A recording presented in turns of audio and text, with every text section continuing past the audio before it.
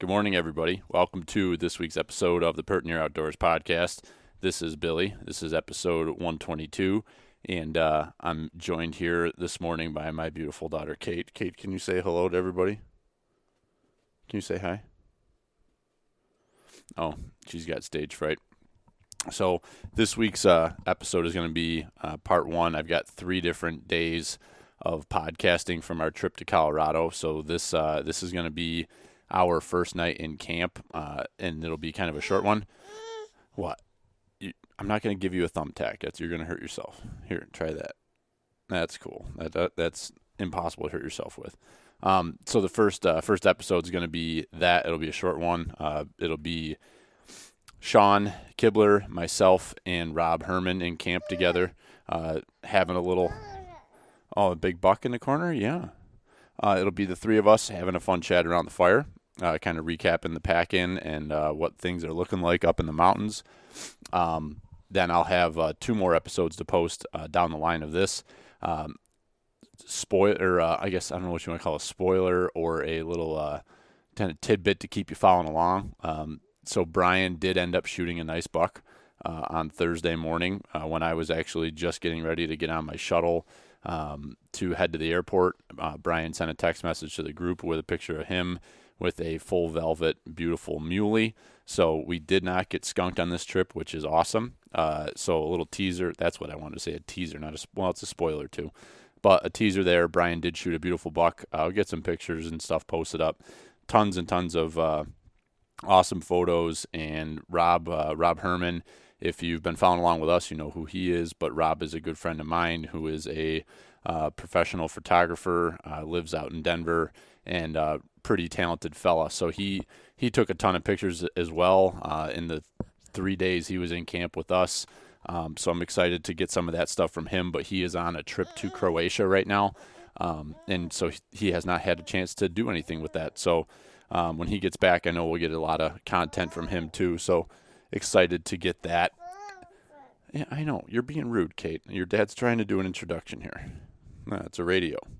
That's what Uncle Brian uses to communicate with his friends. It's a 2-way radio.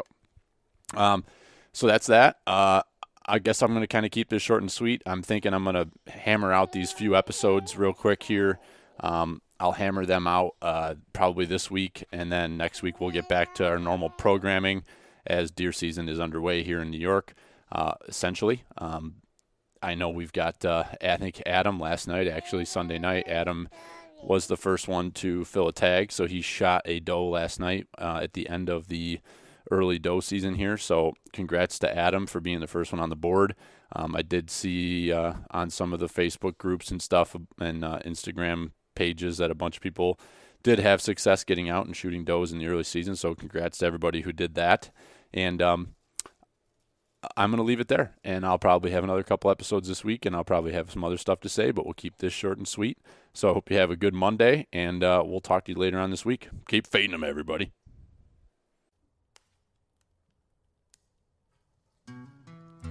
Hello. Yeah,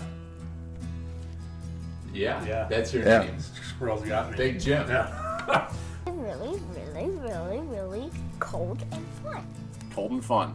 Cold and fun. That's good that you think that of it, because that's what deer hunting typically is cold and fun. Yesterday morning, I'm glassing up on the pass, and I see these deer moving, and I'm like, ooh, there's deer moving. All of a sudden, I just see this person just head down, just hauling ass, wearing shorts and a t-shirt with a pack on. And I'm like, is that Tard?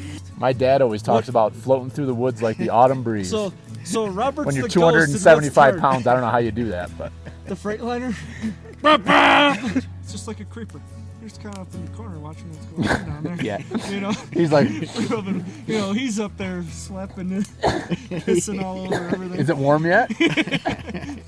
How did you know the name of the actor? That's I know. Why did you say his name? Hervé Villechaize.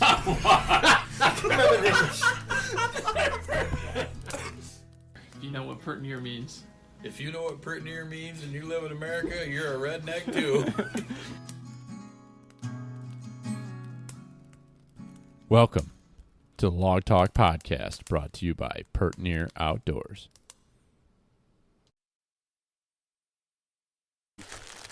They're purchased in Colorado, but they're not specialty Colorado. Thank you. This dessert, after my vegan meal that I got abused about. Honestly, these might be vegan too. No homo. Oh, they're very chewy. Well, maybe it's real fruit juice. It's good for the radio podcast.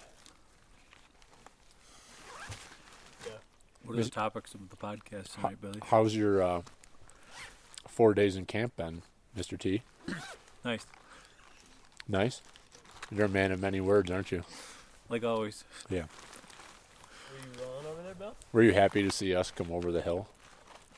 I'm always happy to see you, Bill. I know. I was certainly happy to see you. Did you happen to notice my bow? What's still on it? From Total Archery Challenge? Yeti, 10:30 a.m. Just to remind you of the shooting clinic I put on, right? Is that what you call that? How about all those trees I hit and targets I missed in the midsection there? No, What are you looking I figured it was my good luck charm, so I should leave it on there. Yeah. Yeah, you shot a lot better than I did. What are you doing, Rob? You got a lot of stuff for just being here for a few days. Dude. Are you sponsored by Kafaru? I mean, you just got like pullouts and freaking. Dude, those pullouts are nice. They are nice. Do they have elasticity to them? No. No. No, they're pretty solid. You gonna light this fire up or what? Yeah, sure. Man, these gummies, I'll tell you. Not a big gummy guy, but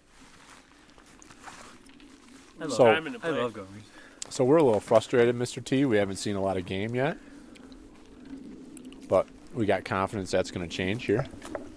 You got to have confidence.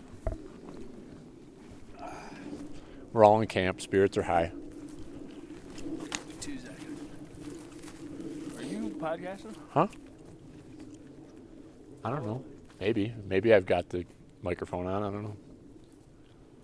Look at those stars. God damn. Clear as a whistle. Don't get no clear. Has it been smoky up here, Tard? No. No? No, even the hiker the one time said that. She said that it was pleasantly clear. There wasn't no fog like normal. With the smoke? Yeah. Yeah. My God. Don't the stars seem clearer than at Oh. home? Oh, it's ridiculous.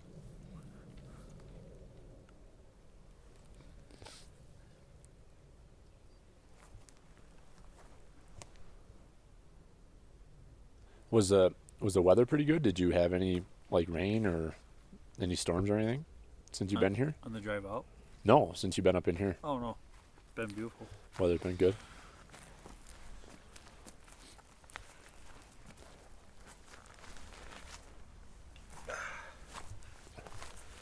Oh, you even have a Kafaru pullout for your... Man, this is just a Kafaru advertisement. You think you need any sort of Fuck no. lighting material? You feel this is fairly dry wood here. Bill. We got pine needles to play with. Oh, you can hear it. Oh, Dry pine needles, bud. yeah. They're your best friend. Also paper and trash. Yeah, that works fairly well too. Mm-hmm.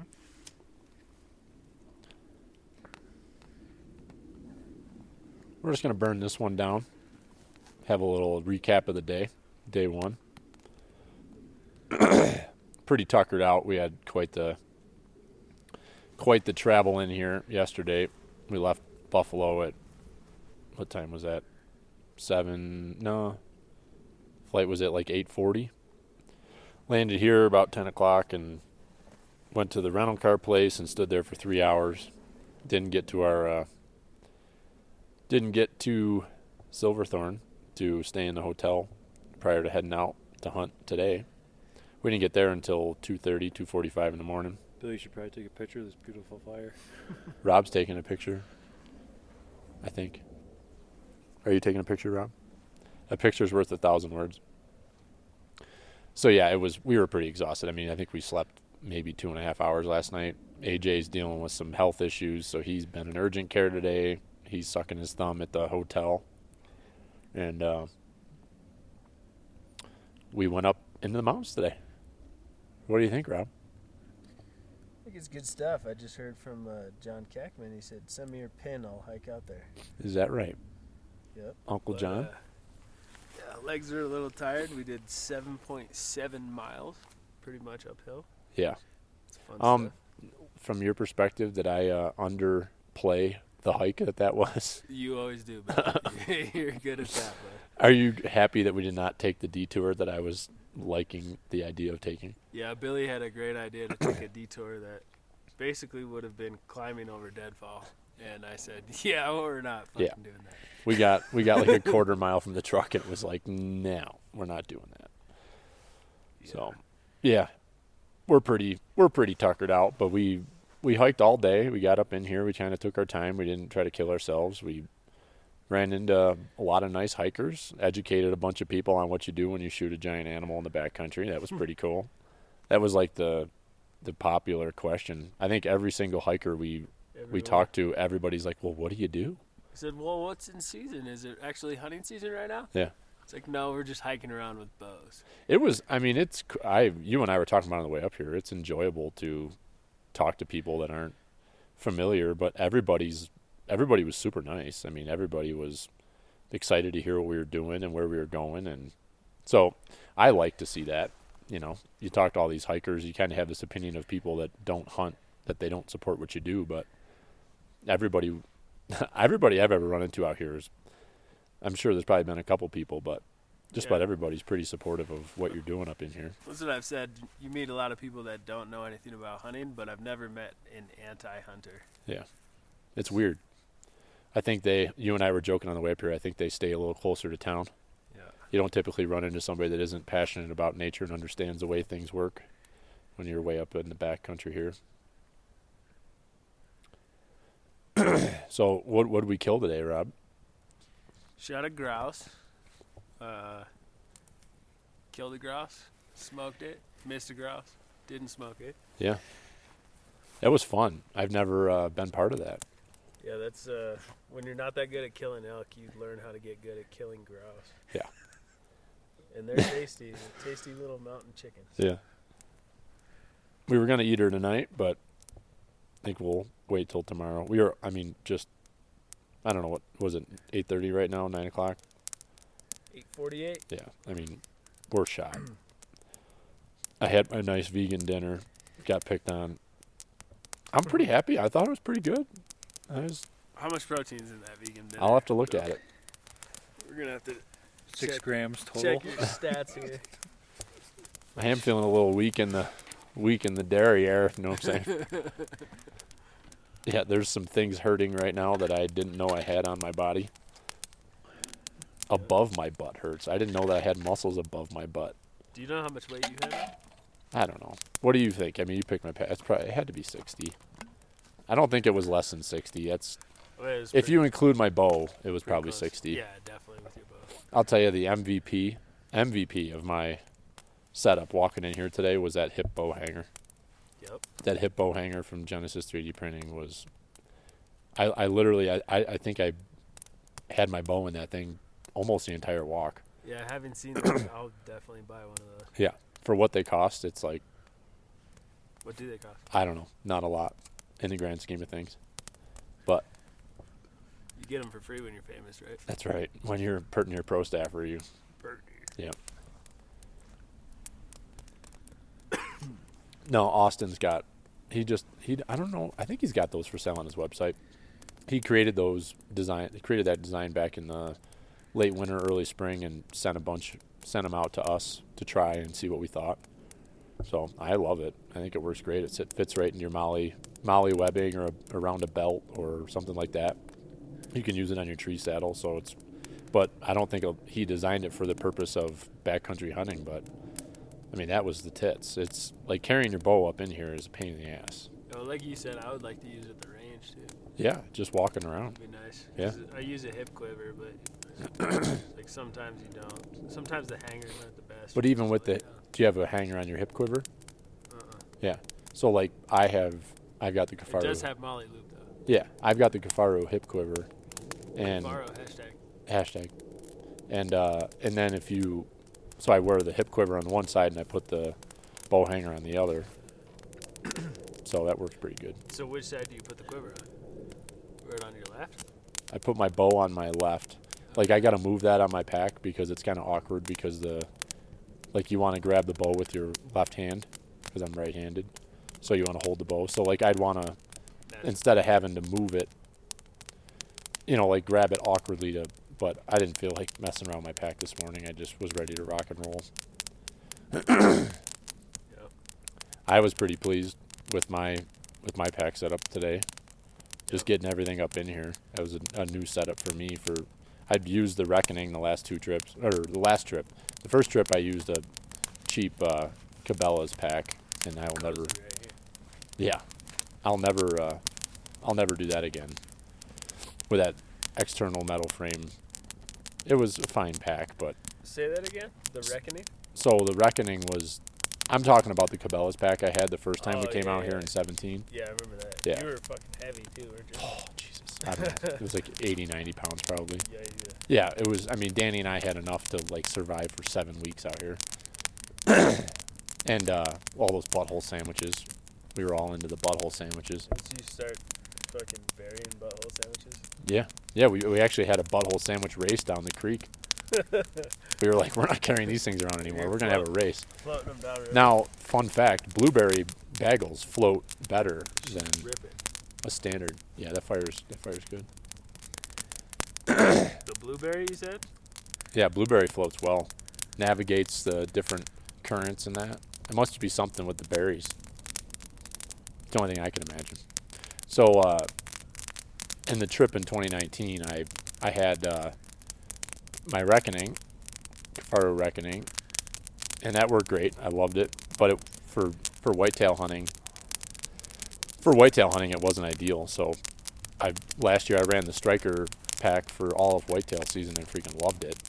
And so I bought the camp bag this year, and that sits inside of the kind of the meat shelf of the Striker.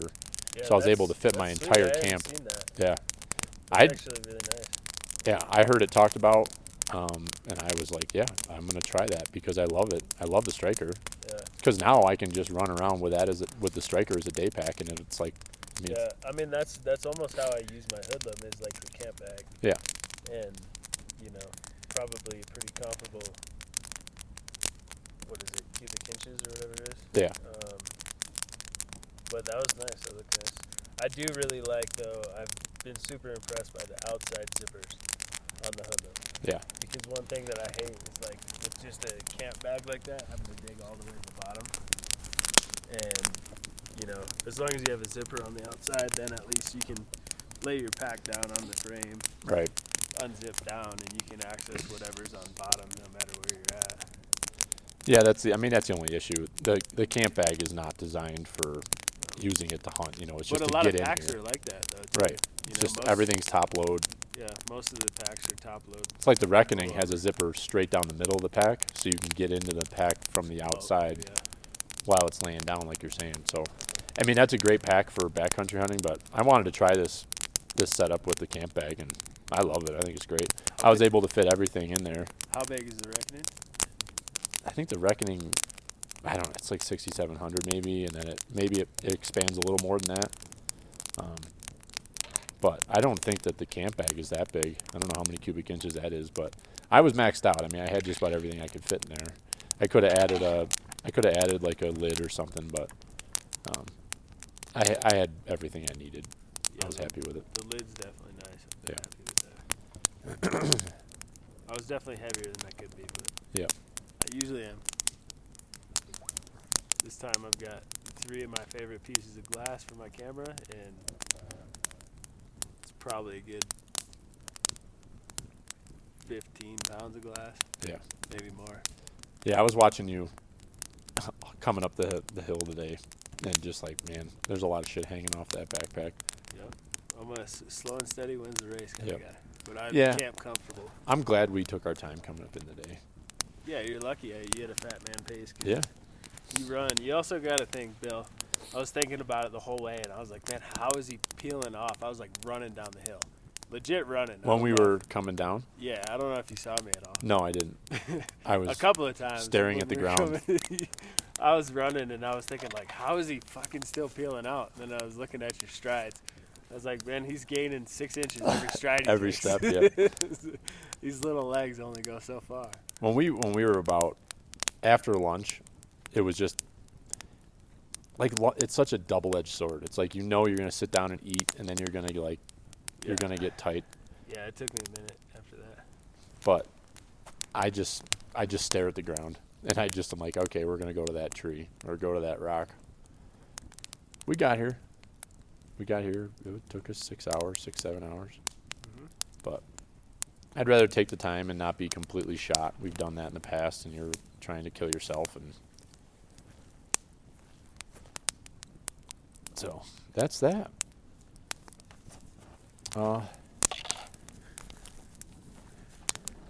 I don't know. I'm looking forward to tomorrow to get up and do some glassing. Tomorrow's opening day in muzzleloader, and we met some guys tonight that have the high country deer tag for the rifle, so they're going to be up above us, looking over. So it'll be interesting to see what they see, and they're only after deer, so they might give us a little intel on bear or elk if they see anything. Should have got their number. Yeah, Always get your neighbor's numbers. Yeah, I know. I'm gonna go up to the pass tomorrow, and we'll see him in the morning. Yeah, we'll go up there and have a cup of coffee with them. So I think that's the plan. We'll see what we find tomorrow, and hopefully maybe the added hunting pressure of the weekend and gun season coming in with muzzleloader, it'll get some more people in the woods and push them around a little bit. So see how that fares. Yeah. What do you think, Mr. T? Anything in closing? Got nothing. You got nothing. Choice words. I'll probably have more for you tomorrow. I know you will. I'm breaking you in. Get a couple more vodka teas Yeah. in them tomorrow. Yeah, there's not a ton of energy around camp tonight, so maybe I'm tomorrow. Full of energy. You're full of energy. You've been in here. You're excited to see human beings. Yeah. We're I already got about 2 hours of sleep by now. I know. Right? What time you been going to bed? Right when it gets dark. That's funny. Nobody to talk to, why not? Yeah. Oh, that's nice. I figured out that I sleep better in the mountains than I do in my own bed, because my own bed I got like cats and other people and shit going down. Other people, huh? Oh. One human. One in particular. 1 human, 2 cats. 3 cats. 3 cats? Yeah, You got a third now? They multiplied. Yeah. They bred? Yeah. Come on. No, they didn't. We got another one, but she is cool as fuck. She's definitely our coolest cat. She's a bobtailed little rescue. Yeah. Yeah, but 3 cats is one more than 2, Yeah. They start adding up. That they do. So we'll wrap her up, and we'll have some more wisdom for you tomorrow. Hopefully some hunting stories. And we're going to eat some grouse tomorrow night. That's what we're going to do. We're going to get a good, nice hot fire tomorrow and cook some grouse over the hot coals. So, and maybe even a little backstrap. What do you say, Mr. T? Trigger's got his freak. He's ready to rip. He's asleep already. I'll do what I can. Dreaming. Yeah, if we got to do some deer drives tomorrow or something, we'll figure it out. I love high mountain deer. Yeah, high mountain deer drives. Nothing like running down rock slides. We'll come down off the peak with a 3 wide and just let her eat. So, all right, that's it. That's a wrap. I don't know if Trigger can handle what we push him. I don't know if he can either. He was a missing machine last time we were up here, so hope he's not listening to this. All right, checking out. We'll talk to you tomorrow. Fade him.